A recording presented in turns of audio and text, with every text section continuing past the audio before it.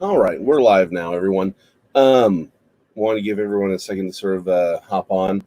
Now, this is our first Sunday morning episode, so I hope you all enjoy this and you get a lot from it. Unlike Thursday nights, which is going to be pretty much dedicated to an actual Bible study, even though title and all that, but it will be dedicated to Bible studies, and so we can stay consistent. Sundays will allow me to speak more broadly. Topics going on around the world, or maybe an explanation to something we touched on in the Bible study that maybe was sort of out of, it's like we touch on something that really needs to be explained, but doesn't fit within the Bible study. And that's actually what today is going to be. So I hope this blesses you. I hope that we get to come closer together as a community, but that you take what we learn and discuss here and use them in the real world. The entire point of this channel is, hi Mary. The entire point of this channel is to build a community that goes out and is Jesus in the world, right? You have neighbors. You have friends. These are the people you need to be ministering to. We don't need to be driving 30, 40 minutes to go to a church and then drive all the way back to our community. We need to be Jesus within the communities that we are in, and we need to be focused. We need to focus our lives on being the kings and priests that call the world into account and to be what we were supposed to be, what the Bible teaches us to be. Part of that is learning, right? That's what this is all about. So hopefully that you find this beneficial. Today's is going to be a little controversial. It's actually really controversial. It sprang out of what we were discussing on Thursday. Obviously, Thursday we had those weird, technical difficulties. So I sort of reposted a little cap on to try and wrap up those thoughts. But we did have to touch the idea of Hebraic cosmology, because in Revelation we see this sea of glass that God is sitting on. Well, that sea of glass has an explanation, what it is, and it's actually the firmament that's discussed in Genesis 1. Now, because flat Earth has become such a big deal, the thing is, it's common for people to say that the Bible teaches that the Earth is flat, and that's not entirely true. It is true to say that the Hebrews, as well as all the ancient world, had a flat cosmology. Absolutely true. And that they did conceive of the world as a flat Earth. Absolutely true. The writers genuinely thought Earth was flat. That's how it works. There was an actual firmament. The stars were underneath it. And that's fine. But it doesn't mean that the Bible actually teaches that the Earth is flat. We're going to discuss that. I'm going to prove that with my buddy Godzilla here. Just give me a moment. It'll all make sense here in a second. But let's actually open with a word of prayer. Because believe me, we need it. We meaning me. Heavenly Father, we thank you and we praise you for all that you've done. Father, thank you for bringing us together. Thank you for bringing together a group of people who want to know more about you, to get closer to you, and to bring your love and your presence to the world around us. Thank you for giving us the strength to do those things that historically have not necessarily been done, or the things our culture say should not be done. Help us and give us the strength to do the things that you want us to do, to live out your will and to bring your kingdom to the world that desperately needs it. In Christ's name I pray. Amen. So first I thought we'd just talk about the difference of what the modern conception of flat Earth is versus the ancient version of flat Earth, because they're two different things. And then from there, we're actually, once I've sort of explained the whole flat Earth thing and my view of it, we're going to get into the actual text of the scripture, and I think you're going to find some very interesting things there. But first, and I have pictures for this, so give me a second. Let me share my screen here.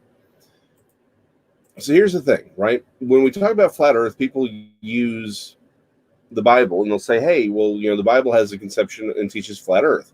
Because the ancient Jews and the writers of the Bible had a flat Earth conception. And okay, it is, like I said at the beginning, it is true that the Hebrews viewed flat Earth or the Earth as flat. And this is a great. I used this image on Thursday. It's a great image. I mean, it looks good. It's well done, but it shows exactly how the ancient Hebrews and basically everyone in the Near East can, thought of their universe. Right. This is the Earth right here. It basically was like a big island. There was water over here. It was surrounded by water. The great deeps, Sheol, the land of the dead, is within the earth. There are these pillars that actually hold and sustain and hold the earth above the great deep down here. This is the abyss, right? When it talks about Satan being tossed into the abyss in Revelation, this right here, the great deep, this is what they are talking about.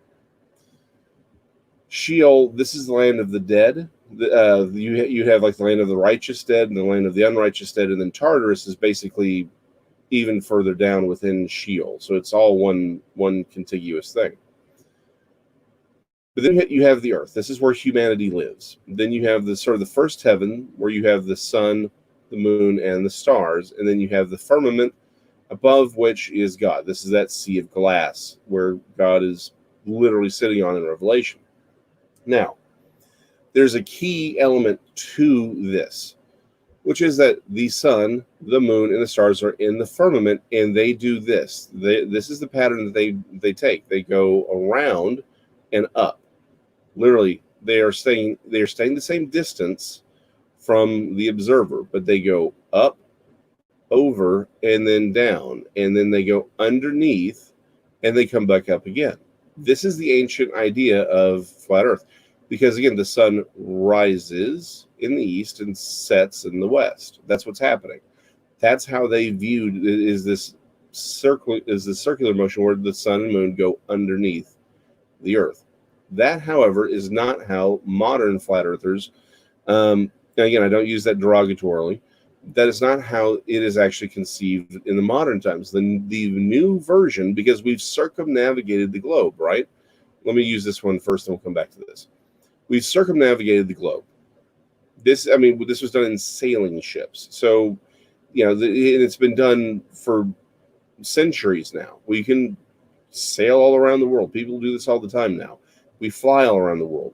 So we know that if, there isn't just one singular landmass.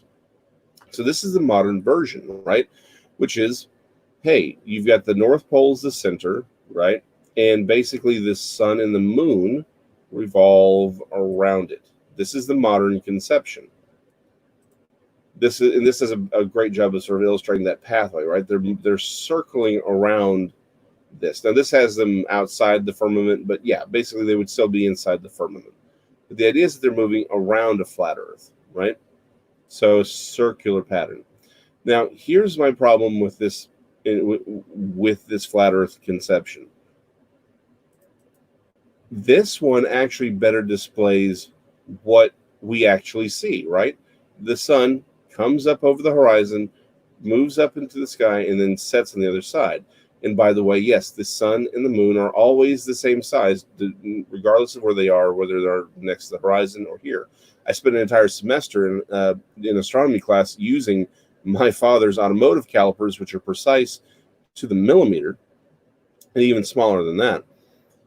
And at no day, at no time, whether on the horizon, in the sky, or here, did the moon ever change size. It's an optical illusion. When you see the Earth, when you see the moon real close on the horizon, and it looks real big, and then it gets up in the sky and it's small, it's an optical illusion. I can confirm that myself. But the problem here with the modern conception of flat Earth, that this is the version everyone is preaching now, because again, we've sailed across, we've flown across this thing. The problem is, and this is the one thing I can talk to, right? I'm an artist. Perspective is absolutely my game. So let me stop sharing the screen and bring on Big G. So this is where there's a lot of things we could talk about, and a lot of ways people have shown that the Earth is spherical and that the sun and the moon are outside in space, as is the modern conception. But the one I'm going to use, because this is the one that bothers me the most as an artist, is what is the claim that perspective is why the sun rises and sets, or the moon rises and sets.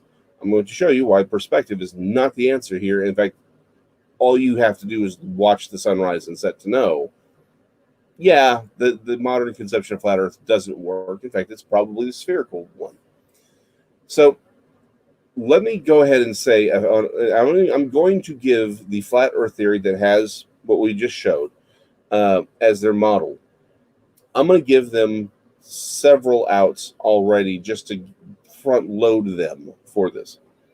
It is the claim of many flat earthers that the Earth's atmosphere is actually much thicker than we think, right? And so the reason I can't just stand on a hill, in the highest in Cedar Hill, which is the highest point in North Texas, and set up my telescope and see New York City or the Appalachian Mountains or any of that, is because the atmosphere is so thick that it just becomes invisible. That's the argument. Okay, I mean, sure, we still have fog, which is way thicker, and light shines through that. So you would imagine that you'd see the sun coming from way earlier than in the morning, right? But okay, fine. I'll give them that the Earth's atmosphere is so thick that you couldn't, the Earth, the moon or the sun wouldn't start off as a little tiny point of light and get bigger, bigger, bigger. Okay, fine. We only see it at dawn. Fine. I will also give them the idea that maybe, now, you know what? That's the only one I'm going to give them. I'm not feeling terribly charitable this morning, and here's why. Now we're coming back to Godzilla, right?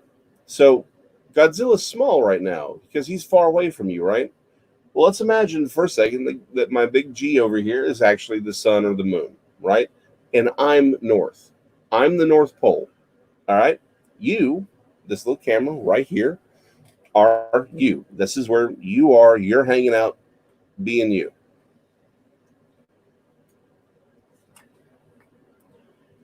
Big G's all nice and tiny, right? Can't even really see his eyes or his mouth or anything. So I'm just going to kind of do this. Unfortunately, I have computers here, so I'm going to have to cheat a little bit. He'll move around those. But now, so here he is coming over you. Oh, look, you can see the scales and his eyes and his nice, happy smile. And he's moving on again. La, la, la, la, la. And we keep moving on. And then back, he returns to where he was over here. All small and nondescript. That's called perspective. It is something I use all the time. It's an optical, well, when I'm drawing, it's an optical illusion. In reality, it's just how things work. When things are far away, they're tiny. When they get close to you, like my hand, it's small. But then, it gets bigger. It hasn't changed size, but its proximity to you has changed. So how you perceive it, how you see it is different. The problem that I have with the modern version, well, actually, there's a lot of problems I have. But again, let me go back to sharing the screen. Godzilla's attacking.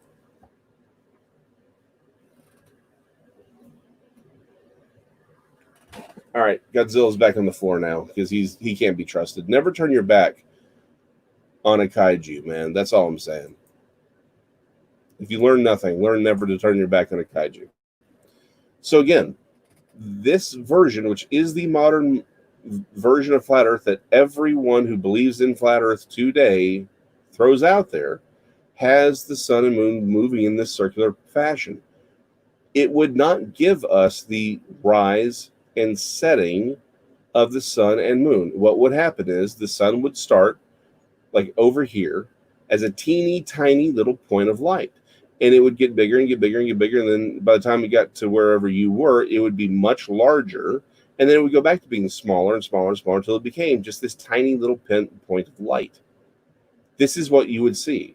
This is not what you would see with this. Again, the reason the ancients thought it was this way was because it actually would rise, because the sun comes up and travels over and comes back down.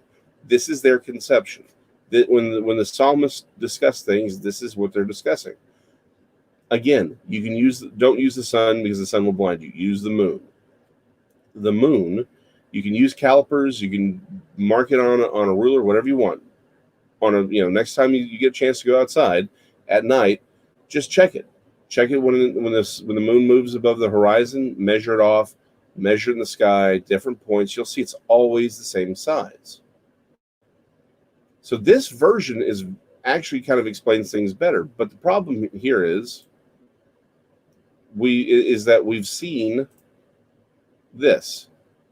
We've sailed around it. We know that there is no edge of the earth that everything rises and sets over. And moreover than that, we know that this conception of it rising and setting doesn't work on this type of a plane. So it does work, right? What is the answer here? And the answer is it's a spherical world, right? I mean, it makes the most sense, right? Let's use my little Juice Plus bottle here. And because I don't have as many props, we'll use my little Post-it note here. If the sun's over here and we're rotating and spinning, what's happening, right? It's moving, we're moving, it's rotating. The sunlight is shining on it as we'll just pretend the earth. This is what's actually moving here, right? As it's spinning. I mean, that's what works. It's the easiest one. And let's think about and let me ask, and just a personal question: do we really think humans are smart enough to hide this for the last 150 years since we've had? I mean, really, we've been circumnavigating the globe for centuries. Right now, there are people online that if you talk to them, they're like, yeah, no, Australia isn't actually real. I swear to you, I read that. Because the problem is, people fly to Australia all the time. I know people who live in Australia right now. They're like, nope, Australia can't exist because of, again, this model, which shows, sort of their version of flat Earth, right? Look at how far away Australia is. I'm sorry, Australia's over here. Man, they really kind of have to warp things. But I mean, look at this. Australia's all the way over here. You couldn't fly from Africa to Australia. It's no matter how you do, it's on the other side of the planet. It would take forever, or you'd have to do this. You'd have to cross over the North Pole. Well, we know, I mean, people fly all the time. You know, even from North America, you leave California, you fly to Australia. But I mean, that's huge. That's a huge distance. This is not how long it takes. So people have now started to say that Australia can't possibly exist because the Earth is flat, and people would be flying over basically be flying over the North Pole for that. So, like I said, there's a lot of things that people use. The problem is, for me, this is the simplest explanation, right? The Earth is not flat. The sun is where Copernicus said it was, where Galileo said it was. We are on a globe. Gravity is a real thing. I was actually listening to a gentleman the other day, or actually a couple weeks ago, who was talking about how there's only buoyancy, that there's no such thing as gravity, that it's air pressure that keeps things down. I'm sorry, I have to laugh at that, because unless I went to a unique school, and I didn't because I was homeschooled, we've done experiments where you take a vacuum, you put a feather and a rock in the same vacuum tube, and then you drop it, you tilt it, and they both fall at the same rate. Why? Because of gravity. Gravity is a real thing. It's not just buoyancy. That one really sort of shook my bell on that one. So the question becomes then, Jason, you're saying that the Earth is round and the sun's out there, we have infinite space, but you just also said that the Hebrews had that flat Earth conception, but you're also saying the Bible doesn't teach flat Earth. How do you make that jive? Great answer, or great question. You're very astute. So let me start with breaking some things down. Again, something I'm going to come to a lot in our studies is that the idea that we are trying to read the texts from a modern conception, right? And that's our biggest flaw. We don't read them in their cultural context. We don't read them in their native language with their original understanding. So let me take a step back and let's explore the cosmology of the ancient Hebrew. Again, did they physically conceive of the world as flat? Absolutely, and it shows up in a lot of the poetic writings. But for them, the earth was the material world. The heavens, where the stars are, that was the supernatural world. That's why there's this connection between angels and stars all throughout the Bible. I think it's also literal. I do think there's an absolute connection there, but in the same way, it's metaphorical. It's an analogy because the stars are high up in the heavens. They are where they are. They're these glittering lights that just illuminate the dark, and then above them is God. This is a worldview conception. They sort of saw, for them, the material world and earth were the same thing. These weren't different things. When we say earth, we mean our one planet that is circling our one star in our one solar system in our one galaxy of our universe. But for the Hebrew, the world was all of material existence. If you could taste it, touch it, feel it, kick it, whatever, that was the earth. The spirit world was above. That was where God was. That's where you have these sort of heavenly things. That was the conception. Eden was a place where both worlds intersected, right? That's where God could walk with man. That's what Eden was. It was where both universes overlapped. Now, why is that important? Because that is the cosmology taught by the Bible.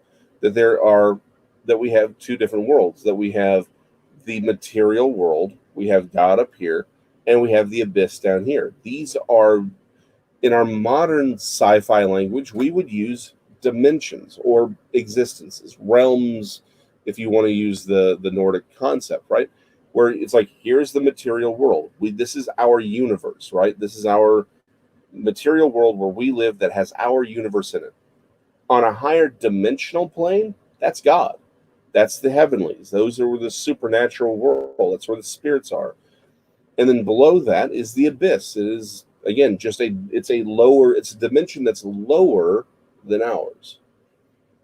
There is we see with the story of Jacob's ladder, right? This idea that even the angels, it's like they could come from the heavenly world, from the spiritual world, into our universe, but we still wouldn't see them because they're spirits. But they're comprised of something different, higher. And that's in very much there's the idea in, I won't say that this part is necessarily biblical, but it is a great sort of analogy. We have this idea in superstring theory of vibrational frequencies, that our universe is basically vibrating at a frequency, and everything that vibrates at that frequency can interact, right? In the same way, matter that's in a higher energy state or has a very different frequency no longer intersects with our reality. The same thing, if you were to go on a lower frequency, you would stop interacting. We could occupy the same space and still have, we could be in the same place at the same time, but we would never interact because we are different vibrational frequencies. That's a theory. And it still sort of works with what we're talking about here. But the point is, the Hebrew had a flat cosmology. Now, for them, their view of the material world and their cosmology were the same thing. Today, we have to change our language because our cosmology, which is indeed flat, material world, God and the spirit and the higher spirits, the abyss and the lower spirits, that's our cosmology. But our worldview is different. We have to disentangle them a little bit, because otherwise we make this mistake that modern flat earthers do. They're saying, okay, well, the cosmology and the worldview are the same thing. No, they can't be. And the Bible, while the ancient Hebrews absolutely thought of the world as flat, it does teach a flat cosmology. And this is where I wanted to get into, because we need to wrestle with the text more. So I told you we'd get to the text, and we will. I want to kind of explore the first couple of days of creation, because by the time we get to plants and animals and fish and people, all the interesting work is sort of done. I really want to explore those first few days, because there's a lot about this conversation that we that we don't really explore properly. We're coming at again from modern preconceptions and modern sort of traditional thinking. We haven't really explored it. We haven't really stopped and looked at it and said, hey, maybe there's another way to read this. Maybe we need to kind of look at some of the esoteric teachings of the past and say, what did they know? Because there's indications that there was a lot more known and there's a lot more going on than necessarily what we are teaching today. So I want to go back to Genesis 1, right? I want to point out a couple things. So again, famous non-photo blue pencil. In the beginning, it says God created the heavens and the earth, right? Some people have said, well, this is where the gap theory comes in. I want to explore the gap theory more fully later on, because I do think it needs its own video. But maybe I'll make, if y'all want it, I can do that for the next video, for next Sunday as well. But some people say that, well, it says that he creates the heavens and the earth in verse 2, and then, or in verse 1, then in verse 2 it says the earth was without form and void, and darkness was on the face of the deep. And so that indicates that something happened between 1 and 2. Here's the thing, though. And again, we'll explore that, and I will do it next week, because it's a really interesting conversation. But for now, the thing is, verse 1 could almost be seen as a header. Like, today, we look at it and it's like, well, but it has the word Genesis right there, and it has all these things, and then it gets into the text. And that's how we conceive of books, right? You have your title, and then maybe your chapter marker, and then you get into the text. That's not how the ancient scrolls were written. In truth, we could view Genesis 1:1, which is a modern idea of have a chapter and a verse. That's been only the last couple centuries, right? But it says we could really read it as in the beginning, when God created the heavens and the earth, as a valid way of interpreting that verse, as a header. Like, that would be the original, when Moses sat down and wrote that was his header. That's basically the thesis. That's him saying, this is our starting point, is this time frame here of at the beginning, when the earth was created and God created the heavens. So then we get to verse 2, where it says, the earth was without form and void, and darkness was on the face of the deep, and the Spirit of God was hovering over the face of the waters. Okay. So remember what I just said about how the earth is not necessarily, hey, Jesse and Susan, how the conception of the earth was not necessarily just our planet, but rather the entire material world. That's what's happening here. When it says the earth was without form and void, void meaning empty, and without form meaning literally without form. Imagine a box of Legos, right? The idea here is the material world was unmade. It was just random particles floating around. But then it talks about waters. Here's the thing. Those waters and the earth are the same thing.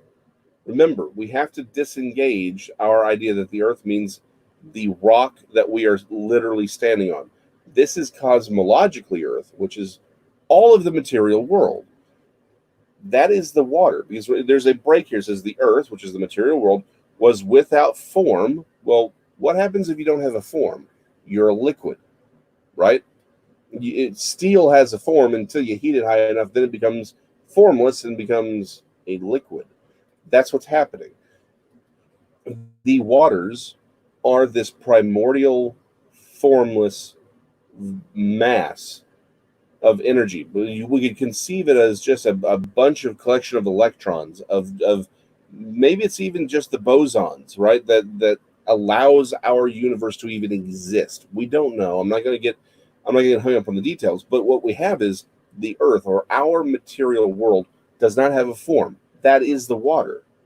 This primordial, formless fluid that would eventually become the universe is what's being discussed. That's why there's this change, right? In the text, it goes, the earth is formless and void, but where was the Spirit? The Spirit was hovering over, or brooding over. In fact, the word brooding there is literally like for a bird. Like, if you've ever seen a bird brooding over its nest. That's what it's doing. It's kind of getting things moving. It's protecting it. It's contemplating it. And then what happens?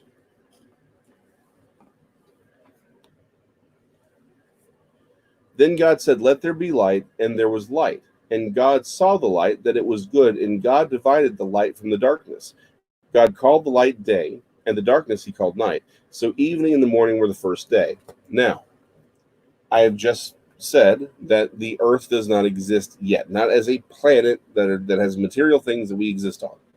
So if that's the case, if material reality is just this stuff, right? This fluidic area, mass, then how could we have day and night? Because day and night is literally, again, as our planet is spinning, right? When it faces the sun, it's day. When it turns away, it's night. The sun doesn't exist yet. The Earth as a planet doesn't exist yet. So how do we have day and night? Well, let's think about that. What's really being said? What have we learned in the last, let's see, it's 2020 now. What have we learned in the last 105 years that may give us an indication that God is not talking about necessarily? I do think there's the connection of time.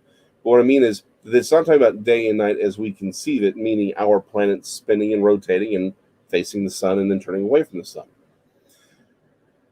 Einstein himself noted that the speed of light is basically he's considered the speed cop of physics, right? Why? Because the speed of light is as fast as you can go. We can't actually reach the speed of light. And if you were, the faster you go, time dilates. Meaning, if you're traveling at the speed of light, let's say we couldn't reach the actual speed of light, we could put a dude in that spaceship and he could travel the speed of light for, like, say, 1 year for him. But then by the time that year is over and he comes back to us, we'd all be significantly older. We wouldn't just be 1 year older. We'd be like a century older. He'd just be 1 year older because time was now moving differently for him because he was moving at the speed of light. Light and time are intimately connected in our universe. How did the ancient Hebrews wouldn't have known that? But yet Genesis 1 tells us that light and time are intimately connected, not just on the sun rises and sets. It is connecting the very concept of light to time. That's interesting. That's a connection that Einstein had 105 years ago. It's certainly not something the concept didn't exist necessarily 3,000 years ago when Moses was writing this down, but it's there. They are connecting poetically time with light, something we've only recently discovered, relatively. But let's move on because it gets even more interesting. Then God said, "Let there be a firmament in the midst of the waters, and let it divide the waters from the waters." Thus God made the firmament and divided the waters which were under the firmament from the waters which were above the firmament, and it was so. God called the firmament heaven, so the evening and the morning were the second day. So what's happening here? Well, we've already discussed that the waters are actually this sort of primeval mass, this sort of fluidic mass of energy, of undefined matter. Well, by creating a firmament between the waters below and the waters above, what's he doing? God is saying that he's creating the space in which the earth or the material world could even exist. One of the things that we have, again, discovered is this idea of the boson, this idea that there is the entire reason three-dimensional space can even exist and that we can move through it is that there is the Higgs boson actually allows it to happen. We tend to think of space, like outer space, as if there's nothing there. But the fact of the matter is it's full of things. Our universe is things. Space-time is an actual thing, and it had to be created. If we are to read this in a literal text, but understand that the words are limited to the verbiage they had 3,000 years ago. What we are seeing is the creation of light and its connection to time, and we are seeing a literal space. Everything below the firmament is our world. Everything above the firmament is God's world. But what we're seeing is a creation. There's waters below. There's a firmament to set what's in between. Our reality. This is the creation of space. The first day, that's light. That's time. The second one is space. Our entire universe exists within space-time. That's what we call it. Physicists call it space-time now because they're one and the same. If you travel at a certain speed, you can, again, time slows down, but you can also manipulate your distance.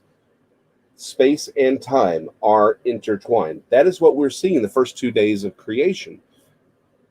It isn't that, it's this, no, it's a poetic way of explaining how God actually created the universe.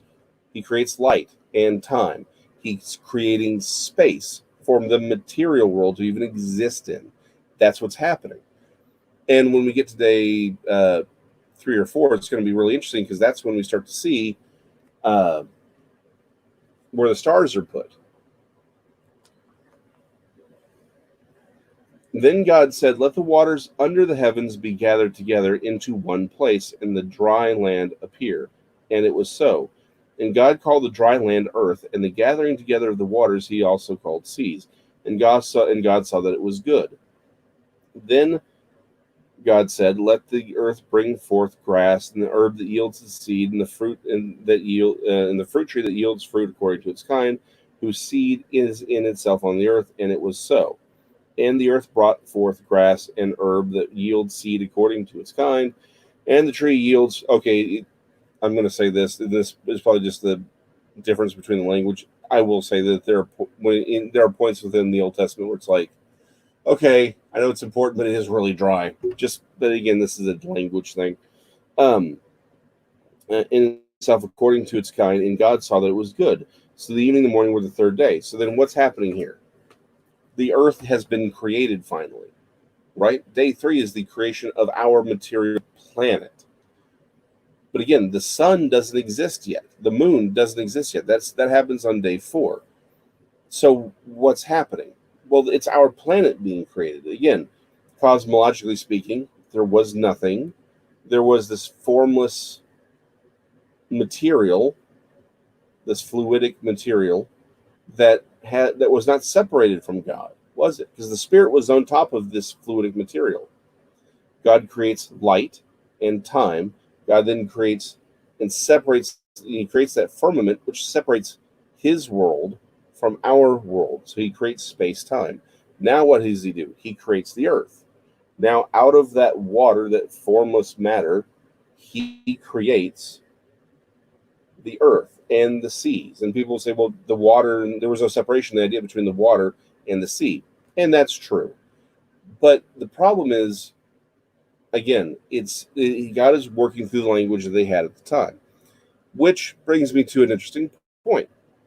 Years ago, the Dogon people of Mali, West Africa, came to my attention. There were several ethnologists in the 50s who studied them, and they started noticing interesting things. Like they worshiped the star Sirius B, or the really Sirius A and Sirius B, which is a double star, which we know because we have telescopes. But they didn't have telescopes at all. And the Dogon people have claimed they've been doing this for centuries now. So the problem becomes, how did they know that those two stars existed? Because if you were to look at Sirius right now with your naked eye, you think it was one star, but they knew it was two. In fact, they even knew lesser, brighter. They had all this information, which they shouldn't have had. So then the question becomes, how? Well, some different ethnologists have. This is very controversial as well. Start digging into their language, and they started noticing that they appeared. And let me just jump ahead because there's a lot to talk about on that. But the Dogon people appeared to be descendants of Egyptian priests. That maybe it happened during the reign of Akhenaten or one of the other times, but that the priestly class, there was a break and they left and they migrated to West Africa and became the Dogon people. Well, they kept interesting aspects of their language and what ostensibly is that secret teaching. And one of the things that caught my eye was that they noticed that within their language, water also basically could be translated as energy. It didn't necessarily always mean water, like something like water that you can drink, right? That's not what it meant. It can, but you could also have this higher conception of energy. Again, long conversations as to how we got to that. But there were other things where it's like, okay, the earth is, this is their language had this other meaning to it because they believed they came from these Egyptian priests. Why is that important? We'll talk about the Nephilim in more detail later.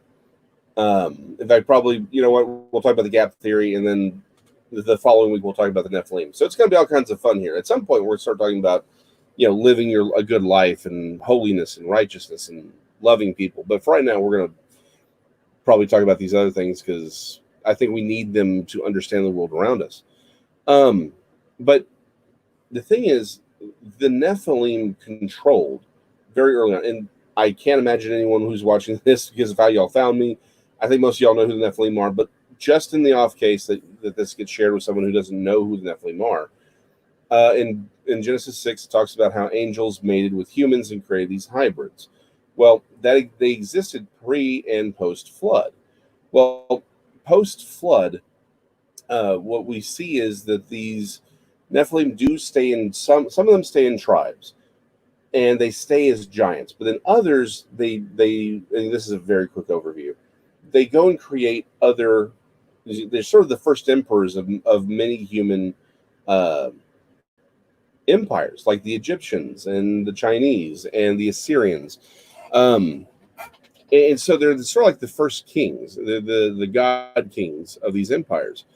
Well, they also had access. These Nephilim also had access to the supernatural. They had learning, and they corrupted mankind through things like magic, allowed them to communicate with demons and with devils and with fallen angels. So they were given information that they otherwise, so that the normal humans ordinarily wouldn't have. Well, the priestly classes become the container and the teacher of that sacred knowledge. That's where the occult comes from. It was to hide all. It was sort of to take all that information that mankind wasn't supposed to have been given. It was supposed to learn it, but it wasn't supposed to have it given over. It would contain and then hold all those secrets, right? So the obviously the priestly class of the Egyptians had that knowledge. They had those understandings. They had a very different conception of the world. Well, Moses comes out of that class of people. He had that understanding. He knew, hey, water doesn't always mean water. It can mean this other stuff. We tend to forget Joseph, as we see with the story of Joseph, when they hide the chalice in the grain bag of his brothers. They very specifically in the text calls it out as a divination chalice. For those who are unaware, back in the day, glass was hard to come by, and that made mirrors hard to come by. Well, scrying, which is when people talk, look into a crystal ball and all that, that's scrying. Well, you need a reflective surface for that, and the easiest way was to have a polished silver plate that a very shallow line of water was poured into, and that would give you a mirror. That's what they're discussing. Now, does that mean that Joseph used it for divination? I don't think he did, but that's what the chalice was. I think that's why he was willing to be like, look, if it's lost, it's lost. I don't care. But the point is, he knew what it was. He was a part of that system and of that understanding, as Moses would be. He had gotten a priestly education. So he had that same understanding. This is why this is important. So what we're seeing in Genesis 1 is not this very crude conception of the earth sitting in this infinite pile of water with God sitting over us like some sort of weird terrarium. What we're seeing is something that we actually see in our own lives today, in the physics that we see today. A universe that is flat. It's not our planet. It's a universe that exists within a multi-dimensional structure of which we're sitting here in the middle. And that there is something that separates us from these higher dimensions. In fact, there are several theories, no one's proven anything, but that there is what's called in-brain. Okay, I'm going to sum up a lot of this because a lot of this is really intricate. I don't even fully get it. But long story short, there is a theory that essentially everything exists on a dimensional plane, and that there's literally a membrane, an energy membrane that separates us from other dimensions. Not just about our vibrational frequency, but that there is an actual thing. I use quotation marks because it's more of a mathematical thing, but that there's a little membrane that actually separates our universe from this universe up here. Well, if that's the case, then that's exactly the firmament. That is what the Bible describes, a thing that separates us from the higher dimension that God exists in, and that the rest of the material universe, or the rest of the material that was used to create our universe, exists in. It's easy to think of supernatural creatures as being non-material because we don't see them, we don't smell them, we certainly don't taste them. And I mean, if you're going and licking an angel, I think you probably have other issues, right? I'm just saying, not don't do that. But they're immaterial, they're supernatural, they're spirits. But that doesn't mean that they aren't comprised of something. Everything's made of something. Just because that they may be more exotic than we are, that doesn't mean that they're not made of something. Everything's made of something. It's just different from us. Again, I would argue that many of these creatures, when you read people who have these near-death experiences or visions, if you read the 23 Minutes in Hell, actually, he has an interesting point that when he was taken out of his body and shown his things by God, or by Jesus specifically, he said that he could see inside the house and outside the house at the same time. We are three-dimensional creatures that see in two dimensions. Is basically how he describes it, right? Like that's why I can draw a picture and it look three-dimensional. Well, because our eyes are perceiving it, right? We aren't actually seeing around it or all the different sides or inside it. We just see what's drawn. That's how an artist can manipulate our view or what we're seeing and make us think. And it's like, okay, I see what you're doing here. We can mimic all the things we see in real life. But if you were a four-dimensional being, we'll throw that out there. We don't know how many dimensions they actually are. Then you would see in three dimensions, which means you'd see all the way around something and inside something and on top of something and below something all at the same time. You'd have a perfect understanding of that thing. That's what's often described, which means I would argue the reason these angels appear so strange in the Bible oftentimes is because we're talking about creatures that could only be properly described in mathematical terms. If you start reading this in the higher physics, it talks about 11-dimensional forms. You're like, I can't even conceive of that, and you can't, because it's so far outside of what we experience that it is truly transcendent, and that's what these creatures are. That's what God is. They are transcendent beings. They are separated from us. But what they're trying to do is, in what God in the Holy Spirit through Moses is trying to do, is explain this to us in a way we can understand. But first, they had to be comprehensible by their first target audience, which were Jews living 3,000 years ago, who didn't have priestly understandings.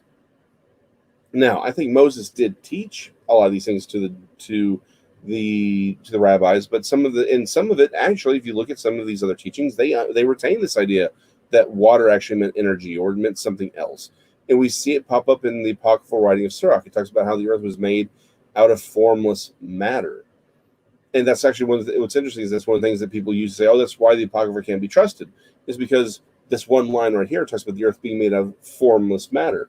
But as we just saw, that's exactly what's taught here. The earth was formless and empty or void. It had no form. There was nothing living in it. It was formless, a fluid. That's what the waters are. So, and that's what happens. It was formed out of that. It was given form. So this is just, again, like I said, we'll explore the gap theory, and then we'll get into some other things. I think next Sunday and the Sunday after that. So we're gonna have a lot of fun. I think this is a really interesting discussion. I think it helps set the idea of what our reality really is. We kind of need to address that before we can even really move on. I think one of the big problems that we have as Christians today is we've allowed so much of our media culture, so much of the world culture of atheistic viewpoints to control how we talk about things, when we talk about things, if we even talk about things. I was just reading a book and I had it here on my desk. Oh, it's right here. We just read this, right? And for a book thing, sort of like a book club. And it was, and then there, by the way, it's called Confronting Christianity. It's written by Rebecca McLaughlin. I do recommend this book. It's very easily readable. She does a great job of explaining things. She's really fun to read, but it's very accessible as well. However, there's a few chapters I had some problems with, and one of them was about taking the Bible literally. Now, she is right, and I do think we need to have a broader conversation about how we need to read the Bible, right? The Bible is a very poetic book. It's written very differently from how we read it. We can't read it like a newspaper. It's not how it's designed to be read. But she also kind of basically says, yeah, the first couple of, she basically says, creation basically up to Abraham is probably all metaphor. Okay, I don't agree with that. I think there's plenty of evidence to show that that's not what it is. But I do think that there's poetic language used. So I do think that her point there is, the point of it there being poetic language is valid, but the point of it being metaphor is wrong. But that's what we're talking about here, right? Sorry, my throat is dry.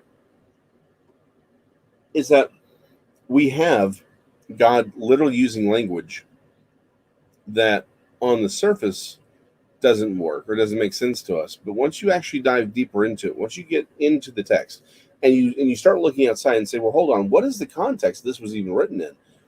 And you start looking at some of the other teachings from the rabbis who, again, would have been taught the oral traditions, and from the people who, again, like the Dogon people who had the teachings of the priestly class that would have taught Moses. You start seeing themes. It's like, no, the Bible is really giving us way more, but it's doing it in a poetic way so that it could be understandable by the original audience, but then also understood by us as our understandings grow. It isn't that that our planet that we live on is flat. Our universe is flat. Our universe is and again, there are physicists that have this argument. They say that our universe is flat. Okay, I mean, this is part of the conversation we're having today. Again, the descript space-time is created on day 2. Light, or space is created on day 2. Light and time are intimately connected on day 1, which is the creation of space-time itself for anything to even exist. The Bible is giving us more than what we think it is often. The problem is we don't dig down enough. In my book, in the book that I wrote about how Lucifer is not Satan, one of the things I point out is that there's a connection. If we look in Isaiah with Leviathan, it's a connection to Tiamat of Babylonian worship. There's a connection to Satan in the garden, and then there's a connection to the dragon of Revelation. It's woven into the text. But to understand the connection, you have to understand these other cultures. You have to understand the world in which Isaiah was writing, and then you realize how rich his writing is. He's saying things on so many levels that if you don't understand these other cultures, you miss them entirely, and you miss this theme or the real teaching that the Holy Spirit is trying to give us. So what we're going to do on these Sundays, and of course on Thursdays as well, but definitely on these Sundays, is really explore that idea. We're not just going to look at the surface. We want to dig into it, into the culture, and see if it's telling us something bigger. So if you were a flat earther at the beginning of this episode and you're still a flat earther at the end, okay, we're cool. Don't worry. This isn't an issue of this isn't an issue I would break fellowship over. I would just disagree.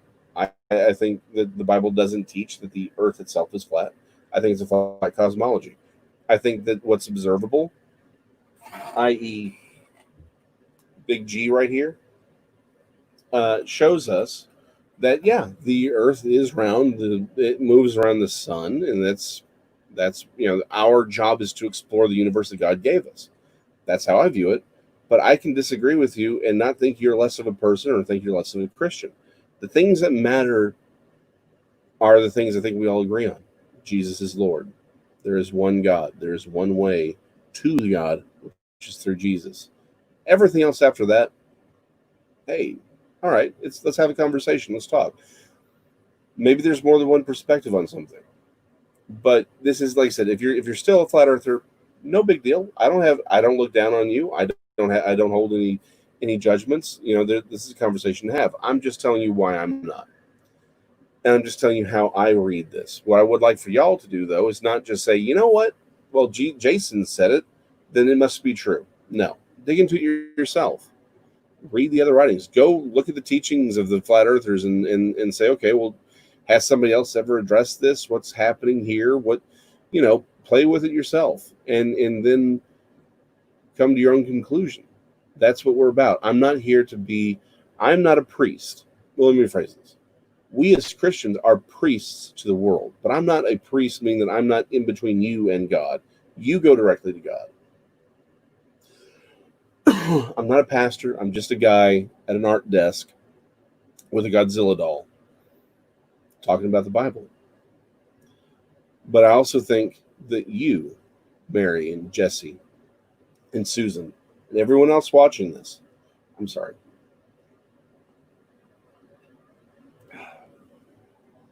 You all can talk about the Bible with those who need it, with those for whom it's foreign and alien, and they are in desperate need of it. Our world, our cities right now are in flames right now because people need Jesus. Period. In the story. Our leaders need Jesus. Our neighbors need Jesus. We need Jesus more than anyone else. Let me tell you about this guy. This guy needs a lot of Jesus every day.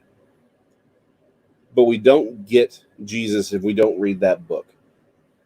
If I'm not reading this book, if I'm not exploring the world in which he lived, if I'm not praying through the Holy Spirit to him, I don't get anything. I don't get Jesus. I don't get enough Jesus. And I know when I'm not getting enough Jesus, let me tell you. But the thing is, for those people who don't, and if we take the Bible literally, then yeah, most people on this planet will not enter heaven. They don't have enough Jesus in them. They don't have any Jesus. So how do they get Jesus? They get it through us, by us having conversations, us asking questions, being representatives of heaven on earth. We have to remind ourselves, and I'm going to probably end up saying this little spiel right here way more often than most people would like, but definitely not as often as I should. That is this. This is not our home. We live right now in America or wherever you happen to live. I live in Waxahachie, Texas. That's where I'm inhabiting now, but that's not my home. My home is in heaven. My home is New Jerusalem. I'm an ambassador of this world, of this kingdom. My job is to represent this kingdom. My job is to bring this kingdom to the world. But it's a kingdom that can't be conquered. It's a kingdom that exists of free will, that has to be accepted. All I can do, my only job, is to be a witness of Christ to the world, but also to witness the world so that at the end, and I think this is something that we often miss, in Revelation, when the books are opened,